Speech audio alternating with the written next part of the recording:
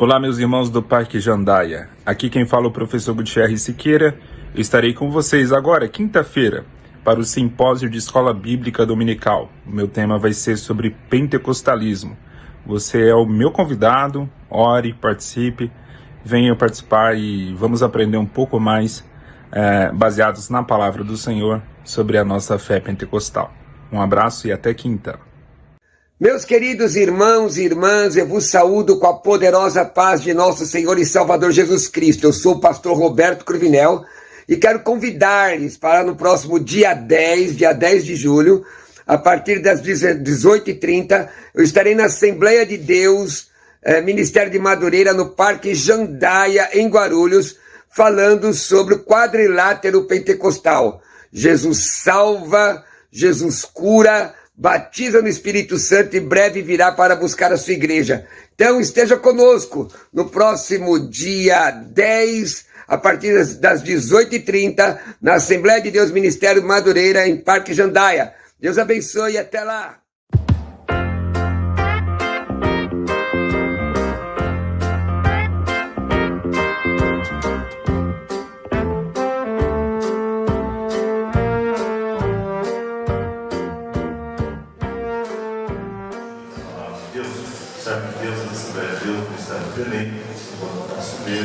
E está aqui para poder estar ministrando a palavra de Deus.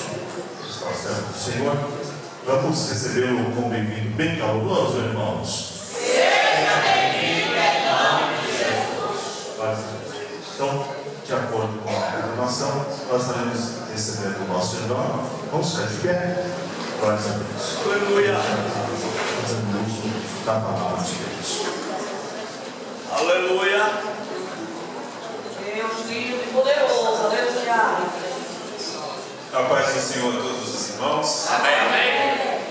Aproveitando que estamos em pé, abra sua Bíblia em Atos, capítulo 2, texto clássico, Pentecostes, Atos 2.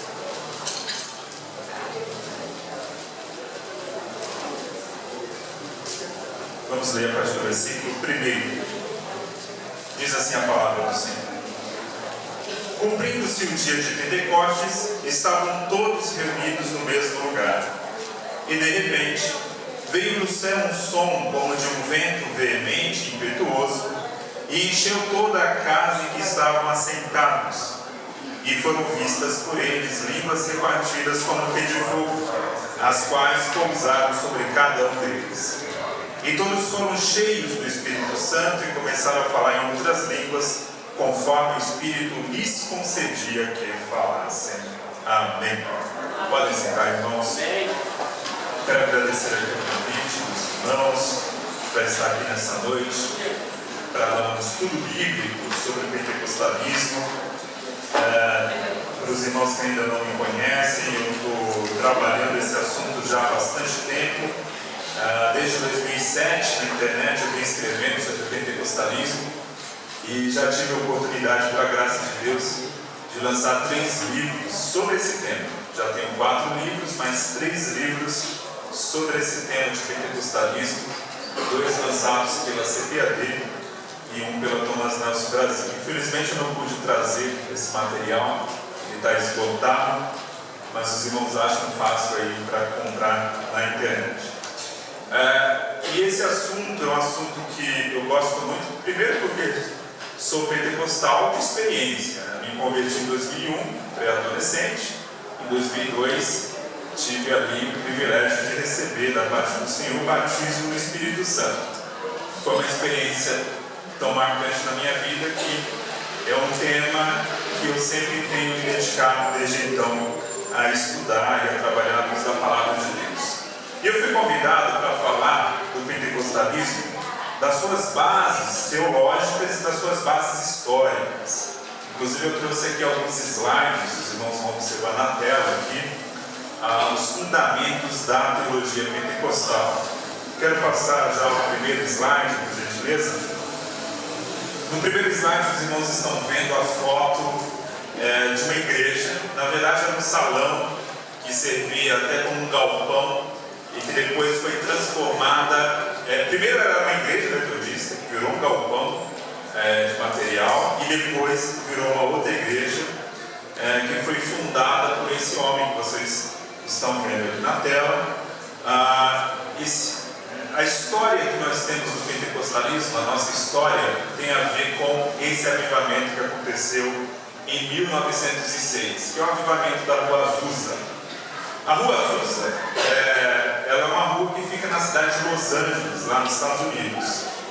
E foi lá, nessa cidade, nessa rua, que Deus levantou diversos irmãos para buscarem o batismo do Espírito Santo.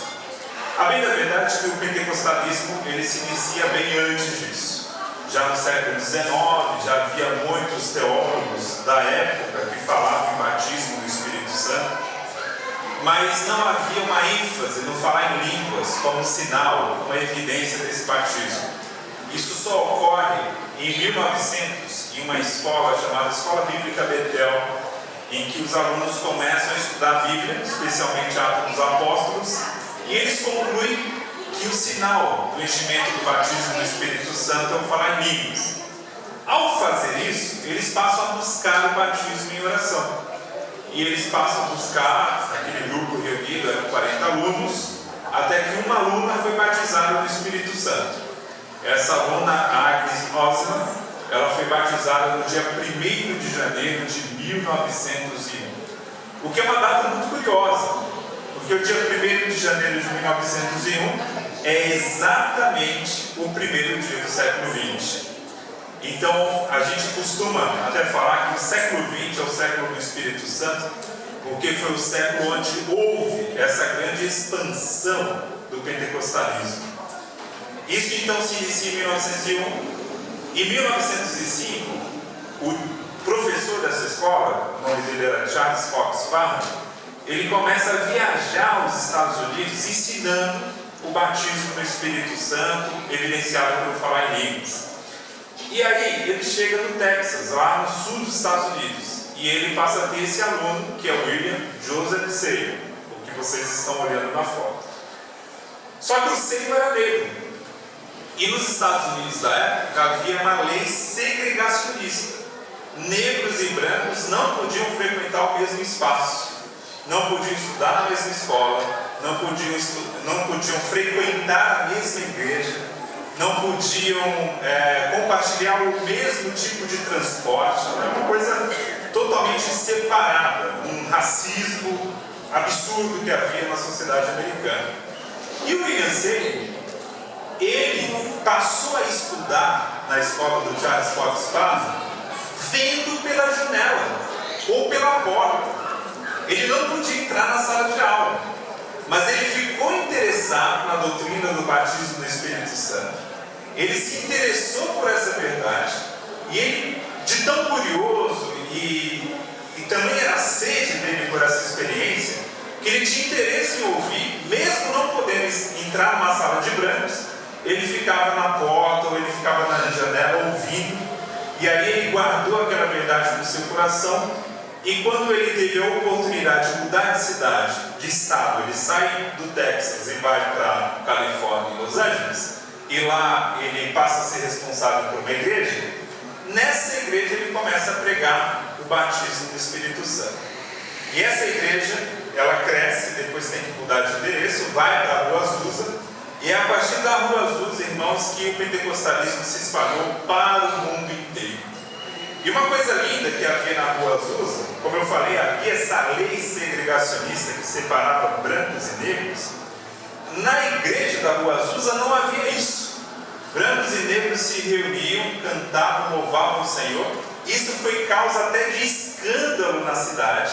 Até os jornais da época reportavam isso, que havia uma igreja na Rua Azusa em que brancos e negros se reuniam no mesmo espaço para fazer culto, e aquilo foi até objeto de escândalo. Mas quando vem o avivamento do Espírito Santo, ele vai quebrando essas divisões humanas, ele vai quebrando tudo isso que é separação, que não vem de Deus, né? Vem dos homens. E foi exatamente isso que ocorreu. Estou resumindo muito aqui a nossa história. Mas quando você ouvir essa expressão, avivamento da Rua Azusa, saiba que esse avivamento aconteceu graças a disponibilidade, o coração grande, o coração dedicado ao Senhor desse homem chamado William Joseph Seymour. Deus usou poderosamente esse homem para, a partir dali, montar uma congregação, e gente do mundo inteiro começou a passar por ali e espalhar essa mensagem pentecostal pelo mundo. No nosso caso aqui do Brasil, quem fundou a Assembleia de Deus foram os missionários suecos, Gunnar Wing e Daniel Berg. Os irmãos sabem muito bem dessa história. Eles não vieram da Suécia diretamente para o Brasil, eles primeiro foram para os Estados Unidos. E lá eles ficaram na cidade de Chicago, que fica mais ao norte dos Estados Unidos. Eles não foram na Rua Azusa, porém o pastor deles, cujo nome era William Durham, esse William Durham havia passado na Rua Azusa. E aí ele pegou essa doutrina, passou a ensinar na sua igreja lá em Chicago. Esses dois missionários que não conheciam também essa experiência do batismo do Espírito Santo, tiveram essa experiência nessa igreja de Chicago, e depois disso que vieram para o Brasil. Então, indiretamente, a Assembleia de Deus brasileira, ela também sofre essa influência positiva aí do avivamento da Rua Azusa. Então, todos nós somos frutos desse grande avivamento. E quando a gente fala da história do pentecostalismo, é importante a gente ter em mente que normalmente se faz divisões históricas. Você tem a primeira fase do pentecostalismo, que é a primeira década do século XX, então do ano de 1901 a 1910. Você tem um segundo avivamento pentecostal que ocorre na década de 60, porque várias igrejas históricas que haviam, lá na década de 10, rejeitado essa experiência, passaram a abraçar. Batistas, presbiterianos, luteranos, anglicanos, vários desses irmãos passaram a abraçar essa verdade pentecostal na década de 60. Então há também essa segunda fase do pentecostalismo. Introduzindo só um pouquinho aqui da história, eu quero entrar no ponto principal aqui, que é a questão teológica da nossa fé. Pode passar o segundo slide, irmãos.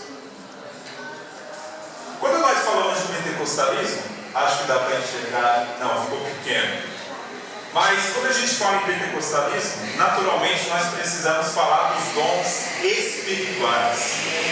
Nós somos, como pentecostais, há um nome na teologia, que há duas correntes quando se fala em dons espirituais. Há uma corrente chamada cessacionismo, que nega os dons espirituais para hoje, e há uma corrente chamada continuismo, ou seja, os dons continuam, que é a nossa corrente, a que nós abraçamos. Que os dons retratados na Bíblia, eles continuam até hoje, e vão continuar enquanto a igreja for igreja. Por qual motivo? A nossa tese é a seguinte, eles falam, quem é contra a nossa tese? Eles falam o seguinte, não, os dons espirituais só serviram para testificar a mensagem dos apóstolos. Uma vez que os apóstolos morreram, não há mais necessidade dos dons espirituais. Essa é a tese deles. Só que essa tese, ela é uma meia verdade. De fato, os dons espirituais confirmaram a mensagem apostólica. Isso é verdade. Cada milagre que aconteceu na vida de Paulo, de Pedro, na vida de João, cada milagre confirmou a mensagem apostólica. Só que a gente vê na Bíblia algumas igrejas que nem tinham apóstolo e tinha manifestação dos dons espirituais. É o caso, por exemplo, da igreja de Corinto. Na cidade de Corinto havia uma grande igreja ali, fundada pelo apóstolo Paulo, onde Paulo fala, no capítulo 1, versículo 7, que nenhum dom faltava àquela igreja. E naquela igreja não habitava nenhum apóstolo. Então, falar que os dons espirituais só estavam presentes para testificar a mensagem apostólica não é verdade. Outro ponto que Paulo, quando fala dos dons espirituais, ele fala o tempo todo que os dons espirituais servem à edificação da igreja. Então, irmãos, enquanto a igreja estiver nessa terra, ela vai precisar de edificação. Ela vai precisar justamente desse fortalecimento que vem do Espírito Santo. A título de exemplo, a gente vai passear por alguns textos hoje. Eu quero ler rapidamente aqui com vocês Romanos capítulo 12, para falar um pouco dessa operação do Espírito Santo em relação aos dons. Nós costumamos fazer uma divisão entre dons ministeriais, dons espirituais e dons de serviço. Essa divisão, cabe lembrar, ela é para facilitar o nosso entendimento, é uma divisão didática. Mas a Bíblia não faz essa divisão. Tudo é dom espiritual, tudo é dom do Espírito, tudo vem de uma única fonte, que é o Espírito Santo. Veja o que Paulo diz em Romanos capítulo 12, versículo 3. Acompanhe comigo. Se você não tiver a Bíblia, acompanhe na tela. Diz assim: porque pela graça que me é dada, digo a cada um dentre vós que não saiba mais do que convém saber, mas que saiba com temperança, conforme a medida da fé que Deus repartiu a cada um. O que Paulo está dizendo aqui a respeito dos dons espirituais? Em outras palavras, ele está dizendo o seguinte: olha, não convém você querer ser além daquilo que Deus te deu. Entenda isso.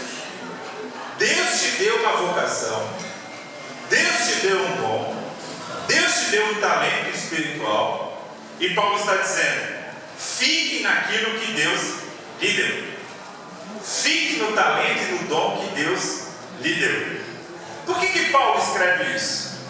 Porque havia naquela época, como há hoje, alguns crentes que eles recebem um dom espiritual e eles acham que aquele dom espiritual permite que ele passe a exercer, às vezes, a liderança da igreja. Vou dar um exemplo. O irmão é usado no dom de profecia. Aí ele é muito usado. Todas as vezes que ele fala, realmente se cumpre aquela palavra. É uma pessoa poderosamente usada no dom de profecia. E aí ele ganha uma autoridade na igreja, e aí começa a subir aquilo na cabeça, e ele passa a achar que o governo da igreja agora está nas mãos dele. Mas para o governo da igreja, Deus levantou um outro dom, que é o dom do ministério da palavra, o ministério pastoral, que está lá na lista de Efésios capítulo 4, versículo 11. É possível que quem tem o dom ministerial, pastoral, também receba o dom de profecia? É, nada impede. Mas não é porque eu recebi o dom de profecia que isso me dá autoridade pastoral. É justamente isso que Paulo está falando. Não convém saber mais do que aquilo que Deus lhe deu. É como se Paulo falasse num português muito claro: fique na sua. Fique exatamente naquilo que você foi chamado. Aí isso já acontecia. Problemas assim na igreja daquela época já acontecia.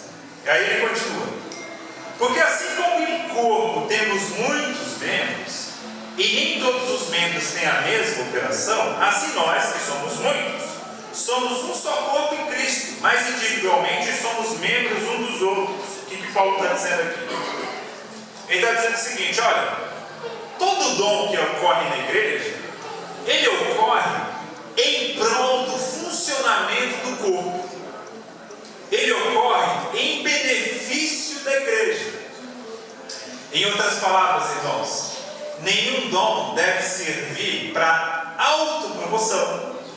Nenhum dom deve servir para que eu, de alguma forma, exerça ele fora da igreja. Ah, mas Deus não pode me usar numa cura, numa profecia ali no meio da rua? Pode. Mas o local de excelência, de uso dos dons, aí são exceções. Tá? O local de excelência é no meio da comunidade. Porque Paulo vai dizer: um profetiza e o outro julga. Um profetiza e o outro é edificado. Precisamos exercer os nossos dons espirituais na nossa comunidade. Debaixo, porque, volto a repetir, porque eu vou dar muito exemplo de profeta aqui, porque normalmente é quem mais dá trabalho. Normalmente, pessoas mal orientadas. o cara começa a ser usado em profecia. Aí o que ele faz? Começa a profetizar em live no Facebook, começa a profetizar em programa de rádio, começa a profetizar de casa em casa. Muito perigoso isso. Já conheci gente assim que só profetizava quando não havia um pastor por perto. Quando havia, ele ficava calado. Por que esse medo? Certamente tinha algum medo de ser repreendido em alguma coisa. O fato é, irmãos, que quando nós somos usados nos dons espirituais, Paulo deixa isso muito claro, esse uso visa a edificação do corpo. Não é agora algo individual meu, que eu faço o que eu bem entender. Agora eu vou criar aí um ministério em torno de mim mesmo para ficar exercendo esse dom. A gente deve tomar muito cuidado com isso. Aí Paulo continua, versículo 6: de modo que, tendo diferentes dons, segundo a graça que nos é dada, se é profecia, seja ela segundo a medida da fé. O que Paulo quis dizer aqui? Se é profecia, seja segundo a medida da fé. Paulo está dizendo o seguinte: olha, quando você recebe o dom da profecia, por exemplo, você recebe uma porção. Você recebe algo como se fosse uma medida de farinha, por exemplo, ou uma medida de arroz, ou uma medida de um grão. Deus te deu aquela medida. Paulo está dizendo, não vá além dela. Em que sentido ele quer dizer aqui? Já vi isso também acontecer. O irmão é usado em profecia, Deus levanta ele. Ele não estava nem esperando ser usado. Pela primeira vez ele foi usado. Aí ele é usado em profecia. Aí digamos que ele direciona a profecia à irmã fulana de tal. E aquela irmã começa a se derramar em lágrimas e tal. E a igreja percebe que ela recebeu aquela palavra, que aquela palavra veio diretamente para o coração dela. E aí o profeta se empolga. Como ele foi usado na primeira, aí agora ele engata uma segunda, depois uma terceira. A primeira era de Deus, a segunda e a terceira era da carne. Por quê? Porque não foi na medida da fé que o Senhor lhe deu. Tem uma porção. Tome muito cuidado. Ah, mas é possível que alguém seja usado por Deus e depois seja usado pela sua própria carne? É.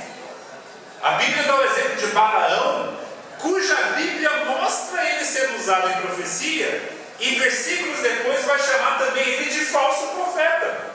Porque na essência Balaão era um falso profeta, que de vez em quando é usado por Deus. Então tem falso profeta por aí que de vez em quando acerta, mas mais erra do que acerta. Então por isso que a gente deve ter discernimento espiritual. Paulo vai dizer, se é ministério, seja em ministrar. O que é ministério aqui? A palavra ministério aqui no grego é a palavra diaconia. Isso mesmo, a palavra diácono, a palavra servir. Ministrar aqui é servir. E, irmãos, esse é o dom mais distribuído por Deus à igreja. A gente que não percebe. Não pense que esse dom está restrito à figura oficial do diácono. Mas aquele irmão que está na porta, a irmã que faz a recepção da igreja, a irmã que faz a limpeza da igreja, o irmão que faz a pintura da igreja, o irmão que faz a manutenção da igreja, tudo isso tem a ver com esse dom de ministrar, esse dom de servir. E é um dom essencial para a vida da igreja. Senão a gente não estaria aqui. Se alguém não tivesse cuidado da luz dessa igreja, da limpeza dessa igreja, nós não estaríamos aqui. É um dom essencial à igreja. E esse é um dom que às vezes a gente não dá valor, porque esse dom não aparece aqui, ó. Esse dom não aparece no microfone. A gente dá muito valor a dons que estão aqui no microfone, que é o dom da pregação, da ministração da palavra, pessoas que têm talento musical. Porque, queira ou não, a gente conhece pregadores e cantores famosos. Como existe a possibilidade de 1 em 1 milhão, de um pregador ficar muito famoso, de um cantor evangélico ficar muito famoso, aí todo mundo olha para isso. Mas esse dom escondido do servir, da irmã que está lá fazendo a comida no retiro da igreja, ou numa festividade fazendo salgadinhos, esse é um dom essencial para a vida da igreja. E Deus está olhando tudo, Deus está anotando tudo. Não está recebendo galardão, mas Deus está anotando tudo. Não na terra, mas no céu vai receber. E esse dom, irmãos, eu estava certa vez estudando esse assunto e me deparei com uma pesquisa que foi feita nos Estados Unidos, muito interessante. Tem um pastor americano que ele faz várias pesquisas e ele resolveu entrevistar pessoas que vinham à igreja, várias igrejas, e nunca mais voltavam. Pessoas não crentes que vinham visitar a igreja. Ele queria saber, por que você foi na igreja? Você se dispôs a sair num domingo de manhã, porque lá os cultos são de manhã. Num domingo de manhã, à igreja, e por que você nunca mais voltou? Ele imaginou que os descrentes iam falar, pregação, foi o louvor. Ele imaginou assim, ou vai ser a pregação ou o louvor. Para surpresa dele, a maioria respondeu assim, olha, eu entrei lá na igreja e não tinha recepção. Eu não sabia nem onde sentar. Eu não me senti bem-vindo naquele lugar. Irmão, quando você vai numa loja, ou num médico, ou qualquer lugar que te tratam mal, ou como se você não existisse, você volta naquele lugar? Não volta. E esse é um dom essencial para ele. Você imagina, um pregador passa horas ali estudando a palavra, os que são sérios, né? Tem uns que só lê aqui na hora aqui, e fica contando história. Mas aquele que é sério, passa horas estudando a palavra, orando, aí os irmãos do louvor ensaiam, passam vários dias ensaiando, e aí vem um não crente, aí por causa de uma falha na recepção, ele não vai nem prestar atenção no que foi pregado e cantado. E aí todo o trabalho é desperdiçado. Olha a importância do dom de servir. E aí Paulo continua. Se é ensinar, haja dedicação. Estamos aqui num simpósio de escola dominical. Há professores e professoras de escola dominical aqui. Paulo está muito claro nesse texto ao dizer que se eu tenho a vocação ao ensino, o dom do ensino, eu preciso me dedicar, eu preciso fazer o meu melhor. E professor dedicado, você percebe a aula. A aula de um professor dedicado é muito diferente de... Você percebe, primeiro que o professor, uma vez eu fui assistir uma aula, e era uma revista, não lembro o tema, mas tinha uma frase na revista que era assim: Deus é imanente e transcendente. É uma frase difícil, nem todo mundo compreende essa frase. Então cabe ao professor explicar. Olha, imanência de Deus quer dizer que Deus está próximo de nós. Deus é imanente, Deus está próximo. Ao mesmo tempo, Deus é transcendente. Deus é grande demais e está lá, né, na glória. Então Deus ao mesmo tempo próximo e distante, porque Ele é, como diz o hino das crianças, né, grande, tão grande, alto, tão alto. É justamente isso. Isso é o que um professor faria normalmente numa sala de aula. Aí esse irmão foi dar aula, com certeza não leu a revista antes, ele leu a frase. Aí ele começou a falar da águia. Não, irmão, porque a águia fica tirando as penas, não sei o quê, e depois disso ela tem vitória. Ele começou a falar de vitória. O que vitória tem a ver com esse assunto? Então o professor, ele precisa entender primeiramente, porque um dom que a gente pode dizer que é um dom muito, que traz muito benefício a quem tem, é o dom de ensino. Porque você só pode ensinar aquilo que você aprendeu. Então você precisa aprender primeiro. Então cabe a gente aqui, que nós somos pentecostais, mas pentecostal não é inimigo da palavra. Pentecostal tem que ler e estudar a palavra. Chega dessa história, irmãos. Graças a Deus que sumiu, mas teve um tempo que o pessoal dizia assim: nada de teologia, o meu negócio é joelhologia. Aí o pessoal, Deus, aleluia. Galera, nem orava e nem estudava. Era só barulho. O nosso negócio é sim teologia e oração. Uma coisa não se opõe à outra. Não tem nada escrito proibindo. Olha, se você estuda muito a palavra, você não pode orar. Uma coisa não impede a outra de você fazer. Você pode fazer os dois. Né? Então, justamente a nossa missão como professores, como ensinadores, é a dedicação no ensino. E aí Paulo continua: o que exorta, use esse dom em exortar. Exortar aqui, eu tenho um dom de exortação, eu gosto de brigar com os irmãos. Eu tenho um dom assim, eu gosto de puxar a orelha do povo. Não tem nada a ver com isso. A palavra exortar aqui tem um sentido de encorajamento, de consolação. É esse sentido que a palavra tem. Então, Deus pode estar chamando você a ser um encorajador. Sabe, porque a gente muitas vezes na vida lida com gente que só critica, que só fala mal, né? Que você se veste de maneira mais relaxada, a pessoa fala mal. Você se veste de maneira mais elegante, a pessoa fala mal. Nada dá bom. E aí, você vem, Deus usa pessoas para encorajar. Não, irmão, continue aí no seu trabalho. Você é uma bênção, você é uma pessoa que precisamos de você aqui. Receba o meu abraço, receba aqui o meu apoio. Sabe? Às vezes, falta esse dom na igreja. Porque o dom de jogar pedra, isso aí tem demais. Agora, o dom de abraçar e confortar, esse dom é um dom em falta. Quem vive no ministério sabe muito bem disso. E para chegar problema aqui, chega toda hora. Mas para chegar apoio, estou orando para o Senhor. Não é fácil isso. Aí a Bíblia diz, o apóstolo continua: o que reparte, faça-o com liberalidade. O que preside, com cuidado. O que exercita misericórdia, com alegria. Tem 3 dons, que é tudo do Espírito. Tá? Você vê aqui que na lista tinha profecia. Mas tem também ensino, tem exortação, tem encorajamento, tem o repartir. Tem gente que Deus, todo mundo deve ofertar e dizimar na igreja. Isso é a missão de todo crente.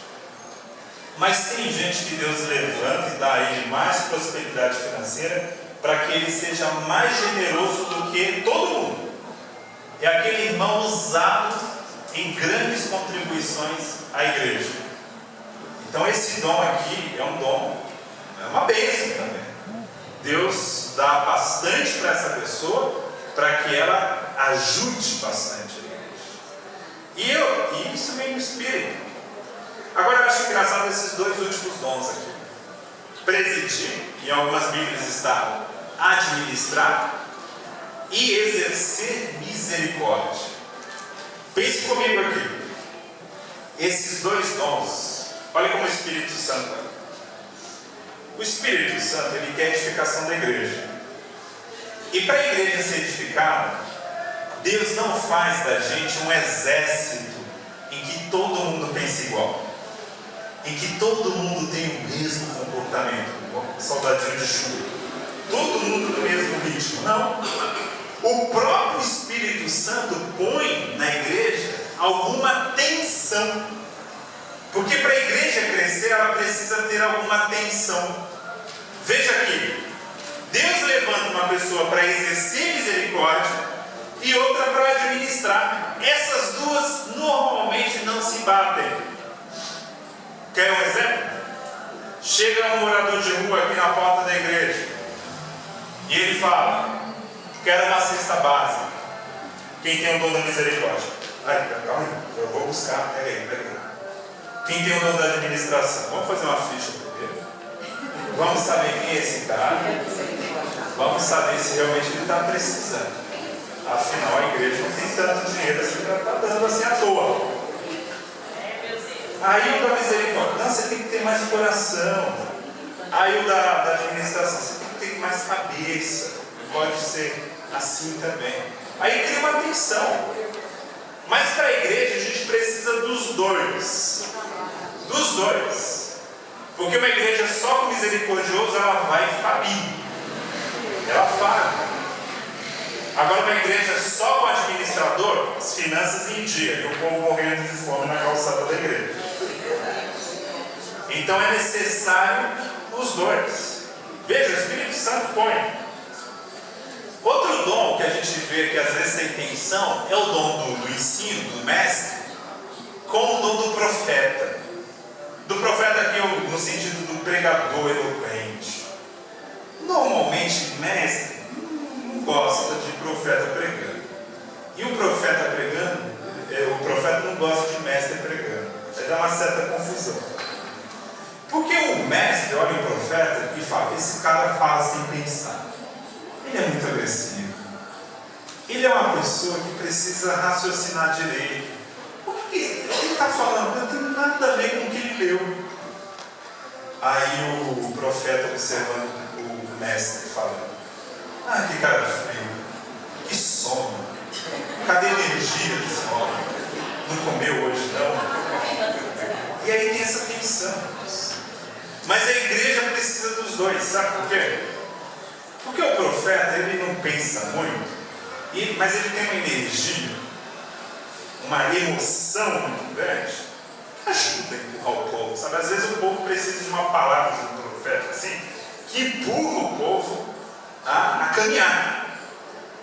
Aí, às vezes, ela precisa do contrário, precisa de um mestre para frear, vamos caminhar mais devagar. Agora, uma igreja só com mestre, ela é muito bem educada, mas ela não cresce. Ela não tem energia para crescer. E igreja só com profeta, só misericórdia. Ela até cresce muito, mas é menina demais, levada por todo o vento de doutrina. Então a igreja precisa dos dois. Tem que ter paciência. E tem que abraçar os dois. Os dois são bênçãos para a igreja. A igreja que desperdiça cada um desses talentos. Outra coisa que a gente vê à luz da palavra é que, por exemplo, pense na parábola dos talentos que Jesus contou. Outro fato que Jesus deixa bem claro é que um recebe 5 e ele multiplica por mais 5. Um recebe 2 e transforma em 4. O que recebe 1 enterra o talento e é chamado de servo mau e infiel por fazer isso. Com essa parábola eu aprendo que às vezes Deus distribui os dons. Todo mundo recebe dom, pelo menos um. Mas às vezes vai ter pessoas que vão receber mais de um. E não cabe a mim ficar, eu só tenho um dom, vou enterrar o meu dom, porque aquele lá tem 5, para que eu vou trabalhar na igreja? Não, Deus quer que você faça. Você que tem um dom, Deus quer que você trabalhe no seu melhor para que você faça 2 dons. Ou seja, que o efeito daquele dom seja multiplicado. E não fique invejando o irmão que tem mais de um dom. Porque tem pessoas que têm mais de um dom. Tem gente que Deus levanta com vários dons. Mas tem gente que Deus só vai levantar com um dom. E Deus quer que você seja o melhor naquilo que você recebeu do Senhor. Que você faça da melhor forma, com perseverança. Continuando aqui. Pode passar o slide, por favor. Quando a gente fala de pentecostalismo, teologia pentecostal, tem também o conceito de batismo no Espírito Santo, que não deixa de ser também um dom. Mas a gente precisa entender do que se trata o batismo no Espírito Santo. Abra comigo a Bíblia em Atos, capítulo 1, versículo 8. O famoso texto que os pentecostais conhecem de cor. Diz o seguinte: mas recebereis o poder, a virtude do Espírito Santo, que há de vir sobre vós, e ser-me-eis testemunhas, tanto em Jerusalém, como em toda a Judéia e Samaria, até os confins da terra. Olha aqui Jesus, aqui é uma palavra de Jesus. Jesus está está para subir aos céus na sua ascensão, e ele fala isso aos discípulos. A última palavra dele aos discípulos é essa. O que Jesus quis dizer aqui? Jesus deixa bem claro: olha, vocês vão ficar na cidade de Jerusalém até que do alto vocês sejam revestidos de coroa, que vocês recebam a virtude do Espírito Santo. Para quê? O objetivo disso? Ser testemunha. Então entenda uma coisa: o batismo no Espírito Santo, que é uma experiência maravilhosa, ela tem objetivo, ela não é uma experiência vazia. O objetivo do batismo no Espírito Santo é tornar você uma testemunha corajosa e exaltada de Jesus. Ou seja, quando você recebe o batismo no Espírito Santo, você se torna uma pessoa mais apaixonada pela evangelização. Entenda isso. Porque, às vezes, a gente se apega muito ao sinal.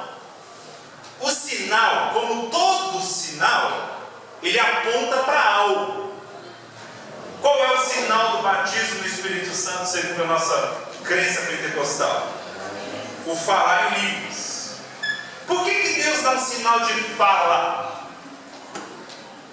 Porque o batismo no Espírito Santo tem o objetivo de me levar a falar. Glória a Deus. Falar de Jesus. Então, quando Deus me dá o batismo no Espírito Santo e me dá um sinal de línguas, é como se Deus estivesse falando assim para mim: olha, da mesma forma que eu capacitei você a falar uma língua que você nunca havia estudado, abra a tua boca que eu encherei. Abra a tua boca a evangelizar, a falar de Jesus, e que você, ou seja, o objetivo, porque tem gente às vezes que vai buscar o batismo do Espírito Santo, outros nem buscam porque tem medo. Eu não quero ficar rodopiando na igreja. Mas o batismo não é para isso. O batismo é para você sair apaixonado por evangelizar e falar de Jesus pelas ruas. É para isso. Então assim, não adianta você, eu tive uma experiência com o Espírito Santo, fiquei rodopiando meia hora. E na hora que chamam, vamos evangelizar. Não dá, não sei o quê. Inventa uma desculpa e não vai. Cadê? Eu só acredito mesmo quando alguém fala, fui batizado no Espírito Santo. Eu posso até ouvir essa pessoa falando em línguas, mas aí tem um problema. Às vezes tem gente que aprende a falar. De tanto ouvir, ela aprendeu a falar. Tem gente assim. Às vezes tem gente que ela não aprendeu, mas ela foi num culto que o pregador ficou falando assim: vem aqui na frente, recebeu o batismo do Espírito Santo, mas você não vai orar. Não ore, só dê glória, só dê glória, só dê glória. A pessoa, glória, glória, glória. Até que uma hora enrola a língua. Se você falar 10 glórias rapidinho, você começa a falar algo que parece línguas estranhas, mas não é. Essa é uma técnica manjada de pregador que não tem compromisso com a palavra. O fato é, irmãos, que o batismo do Espírito Santo é evidenciado pelo falar línguas, mas esse sinal, ele aponta para algo mais importante: é me tornar um evangelizador. É por isso que o pentecostalismo cresceu. Imagine só, como eu falei para vocês, o pentecostalismo moderno, nós somos herança, ele começou numa escola em 1901 com 40 alunos. Hoje, há mais de 800 milhões de pentecostais no mundo. Em um século, passou de 40 pessoas para quase 1 bilhão. É muita gente. E isso graças a quê? Graças a essa crença. Porque o crente é batizado no Espírito Santo, ele passa a ser uma testemunha ousada de Jesus, por onde ele passa é falando de Jesus: Jesus é bom, Jesus me salvou, Jesus é o Salvador, Jesus é quem salva, Jesus cura, Jesus batiza no Espírito Santo, e Jesus é alguém que breve vem. É a síntese da mensagem pentecostal. Então nós devemos, irmãos, você que ainda não é batizado no Espírito Santo, tome a consciência que o propósito do batismo é de se tornar, ou é de tornar, melhor dizendo, uma testemunha usada de Jesus. Pense em Pedro. Pedro era um homem até afoito, mas ao mesmo tempo covarde. Quando Jesus estava sendo preso, depois daquela reunião do Sinédrio, Pedro estava ali olhando de longe, e aí o pessoal começou a apertar Pedro, até que uma mulher que era escrava, isso é um ponto curioso, uma mulher que era escrava, ele negou perante essa mulher Jesus. Isso é curioso, sabe por quê? Porque essa mulher não poderia fazer nada contra ele. Nada. Ela não podia servir como testemunha, porque ela era escrava. Então, o medo dele era tão grande, mas tão grande, que ele negou Jesus até perante uma escrava. E aí, esse mesmo Pedro, depois que é batizado no Espírito Santo, veja que ele estava no Sinédrio, onde Jesus estava sendo julgado, e se escondendo, e o pessoal dizendo: você é parte dele, você é parte... Não tem nada a ver com ele, não, nem conheço, nunca nem vi. Né? Aí Jesus, diz o texto bíblico, que olha para Pedro, e Pedro cai em arrependimento. Mas Pedro só muda a atitude depois que Pedro é batizado no Espírito Santo. Esse Pedro, depois de batizado, ele prega no mesmo sinédrio que ele estava se escondendo, na posição de julgado. Ele não tinha mais medo e falava de Jesus com ousadia, porque o batismo do Espírito Santo produziu isso na vida dele. Só que os tradicionais, os nossos queridos irmãos tradicionais, vão dizer o seguinte: não, os pentecostais estão errados. Essa história de batismo no Espírito Santo não tem nada a ver, porque batismo no Espírito Santo é conversão. Nós recebemos o batismo no Espírito Santo na conversão. E para isso eles usam a Bíblia, para afirmar isso. Realmente está lá escrito, veja comigo, em 1 Coríntios, capítulo 12, versículo 13. 1 Coríntios 12, versículo 13. Esse é o versículo que os tradicionais dizem, ou usam, melhor dizendo, para dizer: olha, o batismo é conversão. Diz Paulo: pois todos nós fomos batizados em um Espírito, formando um corpo, quer judeus, quer gregos, quer servos, quer livres, e todos temos bebido de um Espírito. De fato, Paulo está dizendo aí que existe uma experiência espiritual que leva também o nome de batismo, que ocorre nesse momento da conversão, quando nós somos inseridos no corpo de Cristo. Mas como que isso se encaixa na doutrina pentecostal? Pode passar o slide, por favor. Pode colocar na tela. Veja aí comigo. Temos aí um conceito que a teologia pentecostal traz, que na verdade existe dois batismos espirituais. Dois. O batismo pelo ou do Espírito Santo, que é esse que nós acabamos de ler, 1 Coríntios 12, 13.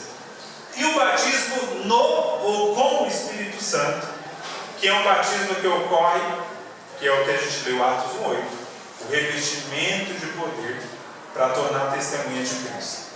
Em outras palavras, veja que só muda a preposição, né? Mas entenda que a preposição muda tudo. Ó, quando eu falo assim, batismo pelo Espírito Santo, quem é que efetua o batismo pelo Espírito Santo? Ó a preposição. Quem é que efetua? O próprio Espírito. Né? Quando eu falo, fulano sei lá, funcionário público pela prefeitura de Guarulhos, quem paga o salário dessa pessoa? Prefeitura de Guarulhos. Olha a preposição. Então assim, quando eu falo batismo pelo Espírito Santo, isso aqui é baseado em 1 Coríntios 12, 13. Quando nós nos convertemos ao Senhor, existe um milagre chamado regeneração. Nosso coração de pedra é transformado em coração de carne. Nós passamos a ser novas criaturas e passamos a ser a habitação do Espírito Santo. E Paulo diz que nesse momento também nós somos inseridos pelo Espírito Santo no corpo de Cristo. O corpo de Cristo, isto é, a igreja, aqui nessa imagem que Paulo usa, é como se a igreja fosse um lago, um rio, e o Espírito Santo fosse o meu batizador, ou seja, ele vai e me insere no corpo de Cristo. Então todo crente é batizado pelo Espírito Santo, porque todo crente está inserido no corpo de Cristo e é a habitação do Espírito. Nisso a gente concorda com os tradicionais. O que nós discordamos, ou melhor, eles discordam da gente, é que existe uma outra experiência que vem depois, normalmente, que é o batismo no Espírito Santo, que é o batismo que é acompanhado pelo falar em línguas e que é para me tornar uma testemunha ousada de Jesus. Mas agora veja a preposição. Agora o batismo é no Espírito Santo. Usando a mesma imagem, agora quem é o lago, a piscina aqui, é o próprio Espírito. E quem é o batizador aqui? Lembre de João Batista falando: e virá aquele que vos batizará com o Espírito Santo. De quem João Batista estava falando? Jesus. Entendeu a diferença? Agora quem é o batizador aqui é o Jesus que nos batiza no Espírito Santo. Esse segundo batismo é poder testemunhal. É poder para ser testemunha de Cristo. Todos têm esse segundo? Não. É necessário buscar, é necessário desejar, é necessário buscar em oração, como a gente busca todos os dons de Deus. Entenda essa diferença. Isso aqui é muito importante, porque de fato a Bíblia usa a mesma palavra batismo para duas experiências espirituais diferentes. Paulo usa nesse sentido da conversão e Lucas usa nesse sentido do revestimento de poder.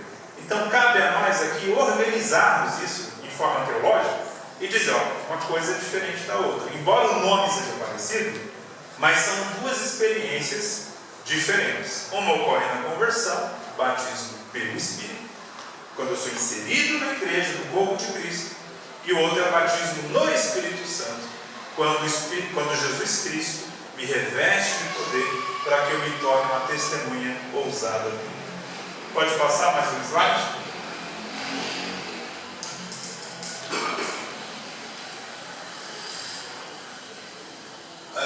Está pequeno também, se o irmão puder aumentar, por gentileza. Ok. Outro ponto da teologia pentecostal. Nós afirmamos, teólogos pentecostais, quem batalha com isso, que à luz do Novo Testamento, nós temos 3 pneumatologias. Pneumatologia lucana, joanina e paulina. Não entendi nada. Calma aí, vou explicar. Pneumatologia é o estudo do Espírito Santo. Tá? Vem da palavra pneuma, que é a palavra grega para espírito e vento e sopro. É só lembrar, pneu.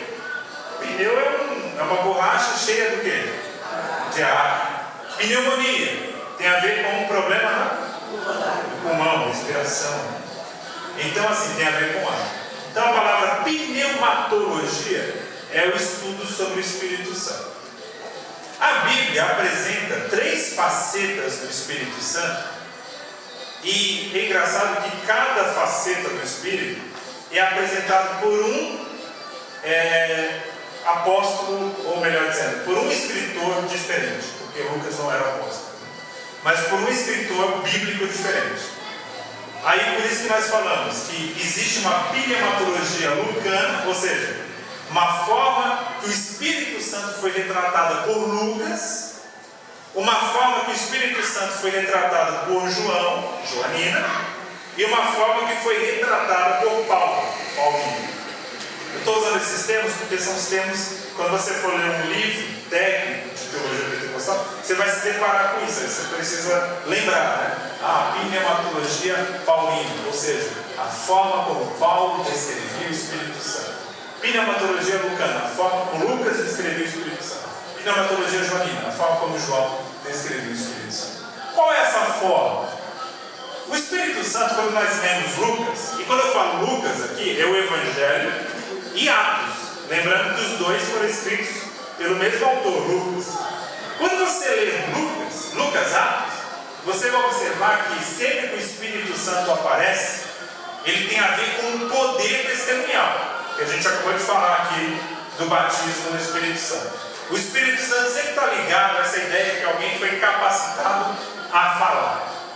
Quando eu estou lendo João, normalmente eu estou lendo ali o Evangelho de João especialmente, o Espírito Santo é aquele que é o substituto de Jesus. É aquele que virá aquele, né, que vai vir em meu lugar. Jesus deixa claro.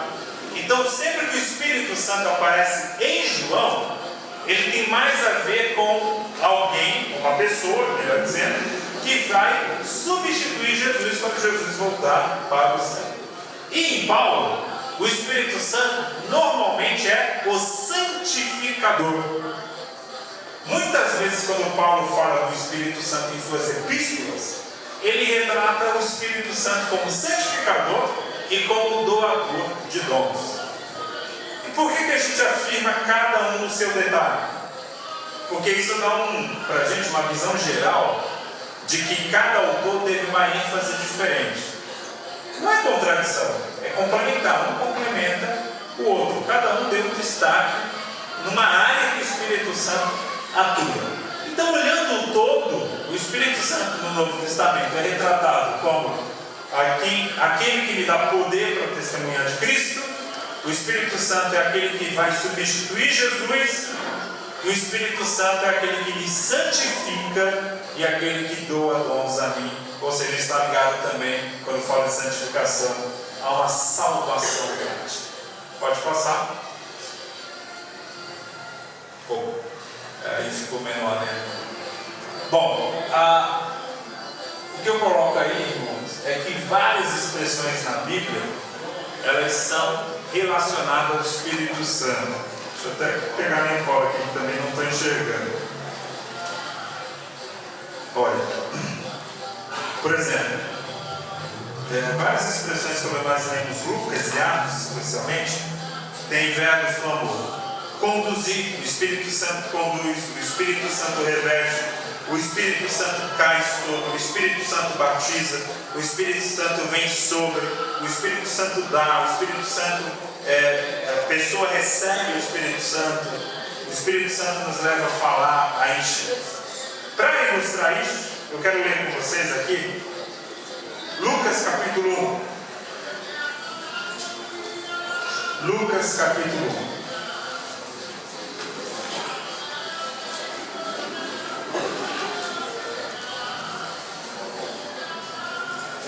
Versículo 39. Todo mundo aqui conhece Lucas 1, que retrata sobre o nascimento de Jesus. Chega o anjo para Maria e fala: Maria, irmãos, olha, isso aqui é muito pesado, o que Maria ouviu do anjo. O anjo chega para Maria e fala: Maria, você está grávida. E essa gravidez vem do Espírito Santo. Essa gravidez, você tem agora em sua barriga o Messias, Jesus Cristo, o desejado das nações. Está na sua barriga. Parece uma notícia maravilhosa, mas é uma notícia tenebrosa também, porque Maria não era casada. Maria era uma jovem, possivelmente de 14, 15 ou 16 anos. Naquela época, não existia conceito de adolescência. Ou você era criança ou você era adulto. E a mulher, depois que passava pelo seu ciclo menstrual, primeiro, já era considerada uma mulher adulta. Tinha 12, 13, 14 anos, já era uma mulher. E Maria recebe essa notícia e ela sabe que ela é sendo virgem, não poderia ficar grávida. Ela sabe que isso vai causar muitos problemas a ela. Mas o anjo não dá uma solução para Maria. O anjo só fala o seguinte: Maria, vá depressa visitar a tua prima Isabel. Aí ela foi, versículo 39. E naqueles dias, levantando-se Maria, foi o quê? Apressada às montanhas a uma cidade de Judá.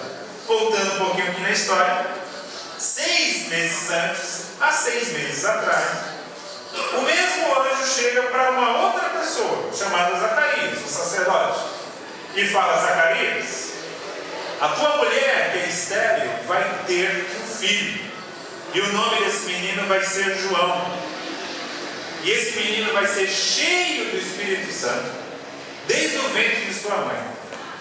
Aí Zacarias não acredita muito nessa história, e o anjo pune ele com mudez. Você vai ficar mudo por isso. Aí Maria, quando vai visitar a mulher de Zacarias, Isabel já estava com 6 meses de gravidez. Então veja a cena, imagine aqui a cena comigo. Maria acabou de saber que está grávida, não tem nem barriga ainda. Isabel já está uma barriguinha, 6 meses de grávida. Aí diz o texto bíblico: e entrou em casa de Zacarias e saudou Isabel. Quem entrou? Maria. Maria entra na casa e ela fala a saudação judaica: Shalom, Isabel. E o que diz o texto?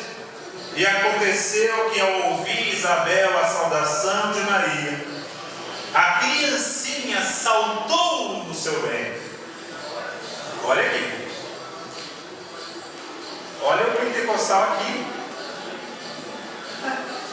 A Bíblia diz, o anjo falou para Zacarias: João será cheio do Espírito Santo desde o ventre de sua mãe.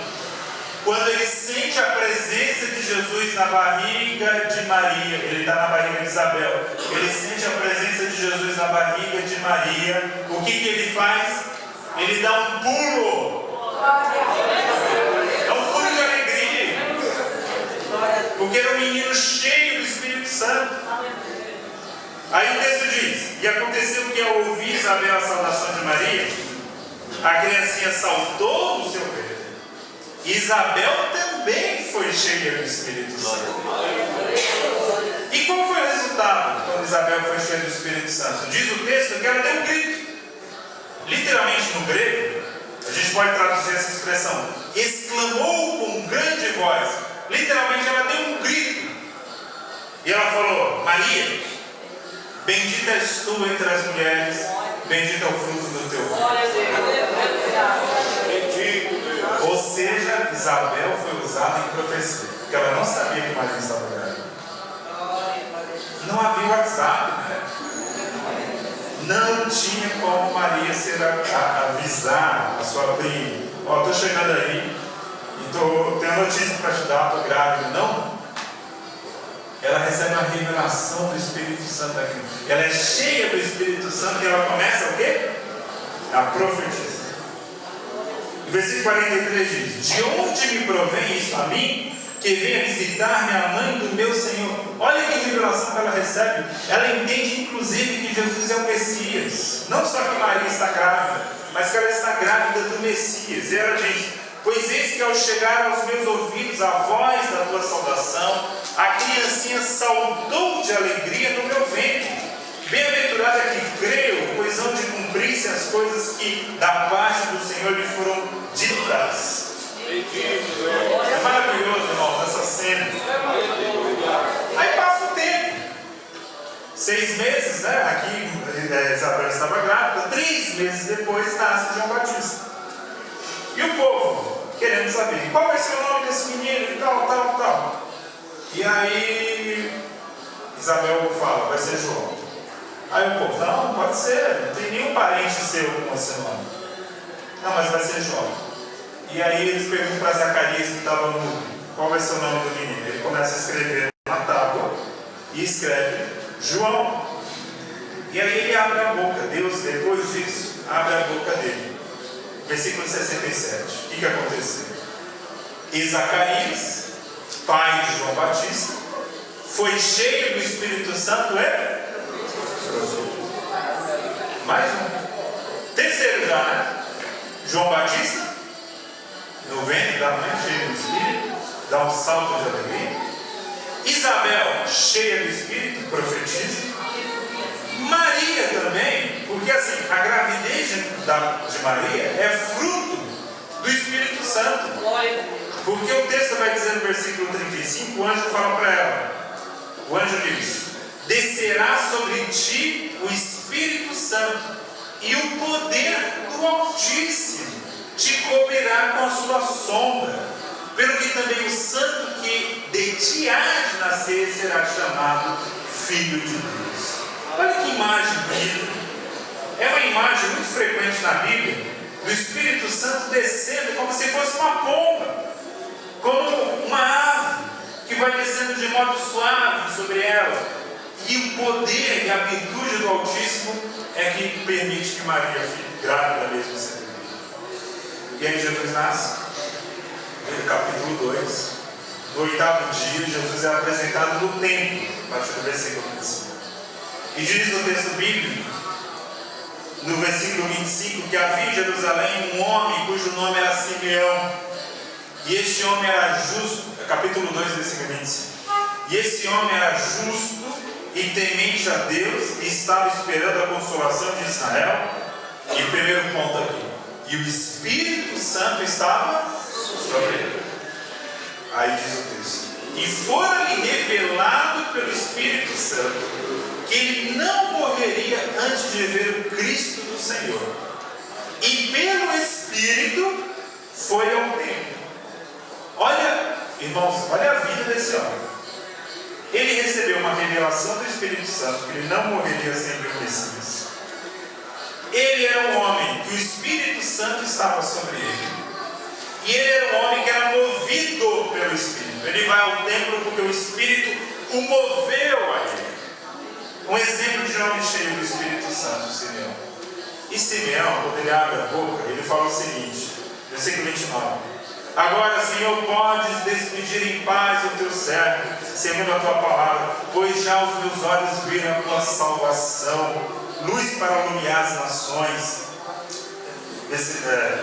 Pulei aqui. A qual tu preparaste perante a face de todos os povos, luz para iluminar as nações e para a glória de teu povo Israel. E aí a Bíblia diz que José e Maria ficaram maravilhados com aquelas palavras. Porque quando ele fala isso, ele literalmente está dizendo: Jesus é o Messias. E olha, ele fala algo mais profundo ainda. Porque ele fala: Jesus é o Messias não só de Israel, ele é o Messias do mundo inteiro. Luz para iluminar as nações. Ele recebe aquela revelação pelo Espírito Santo. E aí diz o texto bíblico que ele se vira para Maria, versículo 34, ele só fala isso só para Maria, porque é interessante. Ele fala o seguinte: ó, esse menino aqui que eu estou no braço, ele é posto para a queda e elevação de muitos em Israel, para sinal que é contraditável, ou seja, ele é um sinal de contradição. Esse menino aqui vai trazer confusão em Israel. Literalmente é isso que ele está falando. E aí ele continua falando: e Maria, uma espada, versículo 35, transpassará também a tua própria alma. Olha que frase. Maria, uma espada transpassará a tua própria alma. A tua alma vai doer de dor terrível, Maria. Você vai ter uma dor na alma terrível. Por que ele só fala isso para Maria? Porque só Maria, lá no futuro, 30 anos depois, 33 anos depois, vai ver o seu filho sendo morto. José já estava morto quando Jesus exerceu o seu ministério. Então ele direciona essa palavra apenas a Maria. Irmãos, isso marcou tanto Maria, que quando Lucas escreve isso aqui, isso é relato de Maria. Porque o próprio Lucas, no capítulo 1, diz que ele ouviu muitas testemunhas para escrever o que ele escreveu. Então, certamente, esse relato aqui, Maria contou para ele: olha, quando eu fui apresentar ali Jesus no templo, no 8º dia, um velho chamado Simeão virou para mim e falou: uma espada atravessará a tua própria alma. E aí nós vemos aqui que, o que é interessante? Só Lucas fala disso, tá? Mateus não fala, João, nem Marcos. O que é interessante aqui é que Jesus nasce envolto de profetas. Você tem Zacarias, Isabel, João Batista, a sua própria mãe, uma mulher cheia do Espírito Santo também, e depois ainda tem Simeão, e depois a profetisa Ana, que diz aqui no texto. Lembra o quê? Maria, jovem, cheia do Espírito. João Batista, bebê, cheio do Espírito. Isabel, mulher já idosa, cheia do Espírito. Ana, ainda mais idosa, cheia do Espírito. Simeão, homem piedoso, cheio do Espírito. Zacarias, sacerdote, cheio do Espírito. Joel, capítulo 2. Derramarei meu Espírito sobre toda a carne. Os vossos filhos e as vossas filhas profetizarão. Os vossos jovens terão sonhos. Os vossos velhos terão visões. É para todo mundo. Isso começa aqui, ó, nas pessoas ao redor de Jesus. E Atos capítulo 2 vai mostrar esse derramamento do Espírito Santo sobre 120 pessoas. E para encerrar, eu quero ler novamente com você Atos 2. Chega aquele momento em que os discípulos estavam esperando o derramamento do Espírito Santo. Jesus morreu na sexta-feira, véspera da Páscoa. E Jesus ressuscitou no domingo de Páscoa. Domingo, não existia essa palavra domingo, né? Era o primeiro dia da semana. Jesus ressuscita no dia da Páscoa. E Jesus, ele fica 40 dias na terra. E 50 dias depois da Páscoa acontecia uma festa chamada Pentecostes, que era uma festa de agradecimento pelas colheitas. E aí diz a palavra que Jesus sobe aos céus 10 dias antes dessa festa. E ele fala: fique em Jerusalém, até que do alto vocês sejam revestidos de poder. Fico imaginando que tinha mais de 120 pessoas esperando, porque Paulo vai dizer que Jesus apareceu para 500 testemunhas. Mas aqui no Pentecostes só tinha 120. Então muita gente certamente pensou: deu um dia, deu 2, 3, 4, não aconteceu nada, vou embora.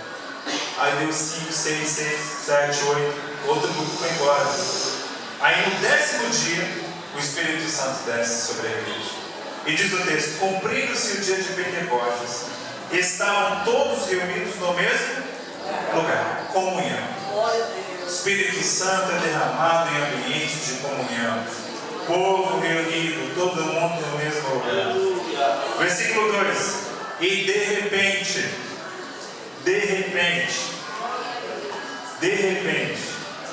ou seja, ninguém estava esperando, o Espírito Santo veio.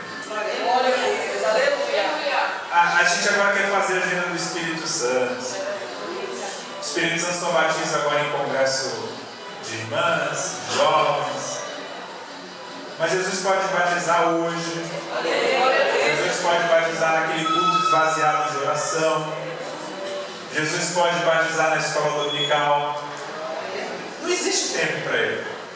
É de repente. E de repente veio do céu um som. Eles ouviram um som.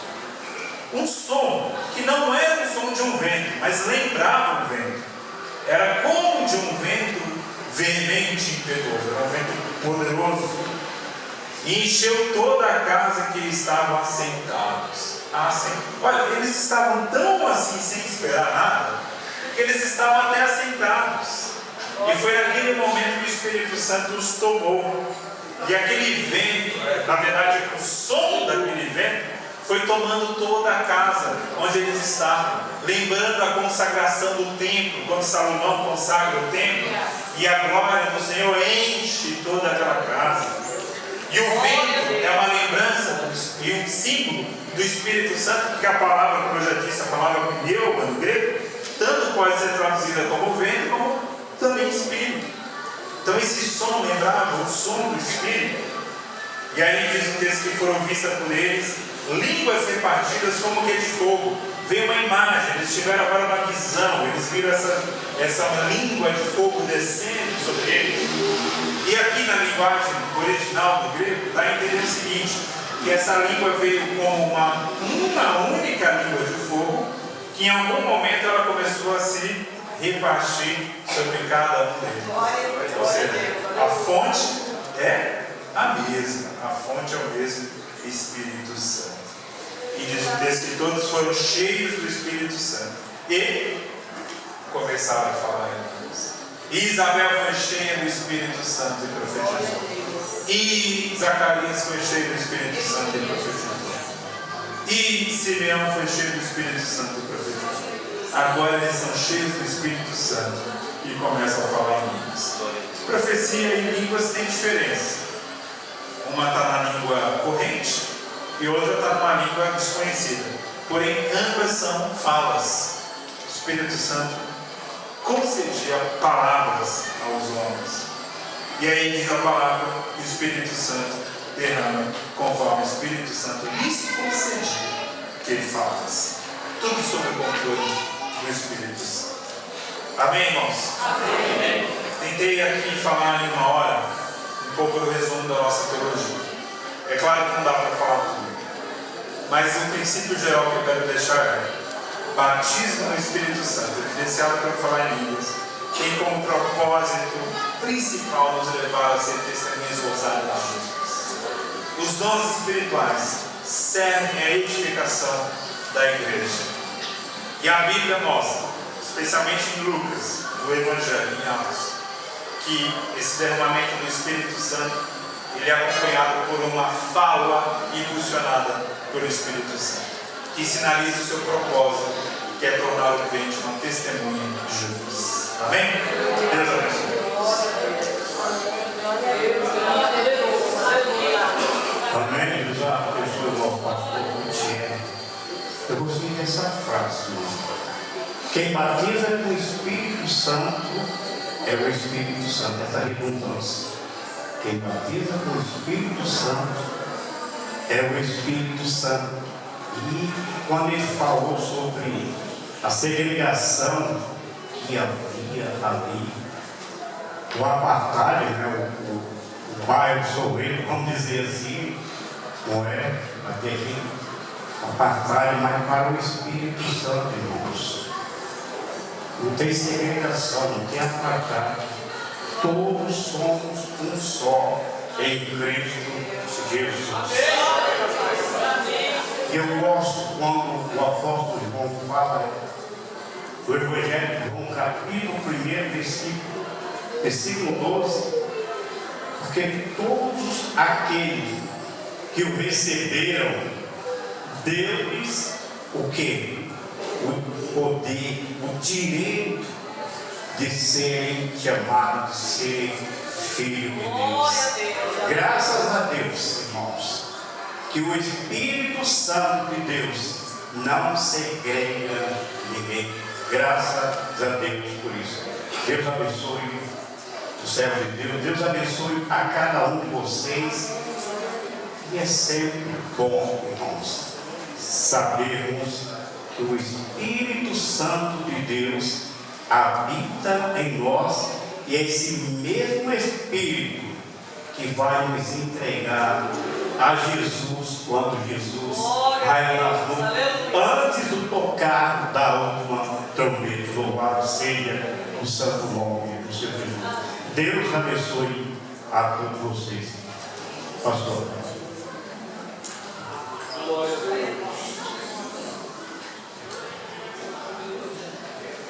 Glórias a Deus. Estão felizes, irmãos? Graças a Deus. Estamos chegando no final do nosso culto desta noite. Quero agradecer ao pastor Gutierrez, que Deus abençoe ricamente. Manda paz para o seu pastor, tá? Deus abençoe ricamente por ter liberado, por estar aqui conosco hoje. Muito obrigado. E estamos felizes. E amanhã nós temos ou daremos continuidade ao trabalho. Você que veio hoje não pode perder o do dia de amanhã. Amém, irmãos? Tem uns obreiros que têm outro compromisso. Eles já sabem, mas estaremos aqui dando continuidade ao trabalho. Tá bem? Os irmãos não faltem, por favor.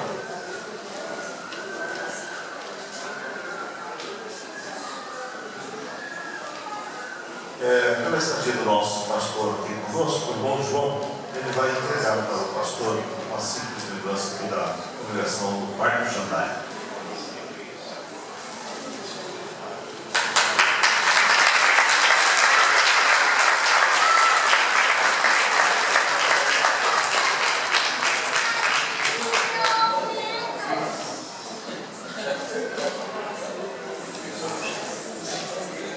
Glória a Deus. Deus abençoe a todos os amados irmãos. E também entre nós, nosso irmão Gilson, né? Nós não apresentamos, nosso irmão evangelista da igreja da cidade de Copini, o pastor Mel, tem liberado para que ele pudesse estar aqui conosco. Deus abençoe ricamente em nome de Jesus. Nunca cita, estou chamando a senhora aqui. Pode vir. Glórias a Deus. O irmão Francisco, na vilania, ele fala: pode vir que a bênção é grande. Glórias a Deus. A Cícera vai passar a lembrança da senhora.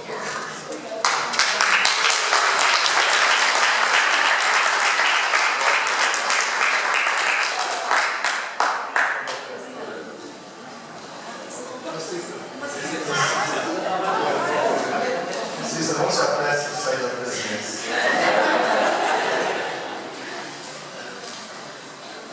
Glória a Deus. Amém. Deus abençoe a nossa Cacilda, que foi a cantora oficial desta noite. Amém, irmãos? Então, vamos estar de pé para agradecermos ao Senhor. E eu queria convidar o presbítero Diogo para estar agradecendo ao Senhor desta noite. Os irmãos do Nordante, da sua congregação, Deus abençoe ricamente em nome de Jesus. Amanhã tem culto lá, pastor Roberto? Amanhã tem culto? Então fica facultativo, né? Os irmãos estarem aqui, tá bom? Subcongregação Nordante. Irmãos, tem um aviso: a cantina está funcionando, tá bem? Cantina está a todo vapor aqui para servir os irmãos. Deus abençoe. Aleluia. Vamos estar orando. Senhor Deus amado, Deus querido, maravilhoso, te agradecemos, Senhor, por esta oportunidade de estarmos em tua presença, Senhor, aprendendo mais, ó Pai, da tua palavra. Ó Deus querido, Pai, que assim, Senhor, possamos evoluir, Pai, possamos crescer, ó Deus querido, e ganhar, ó Pai, para o teu reino. Ó Deus querido, ó Deus amado, espere cada um vá, Senhor, para os seus lares, dando um caminho, ó Deus, pelo caminho, e ajudando nesta tua obra. Pai, que nós aprendemos aqui hoje, Senhor, possamos colocar em prática, possamos, Senhor, passar adiante, para que, Senhor, assim o teu reino e a tua obra possa crescer através das nossas vidas, em nome de Jesus. Amém. Sejam consolados, porque o grande amor de Deus, a graça de nosso Senhor e Salvador Jesus Cristo, a comunhão das consolações do Espírito Santo, permaneça com esta amada igreja, hoje e para sempre. Todos digam amém. Deus abençoe a todos, no nome de Jesus.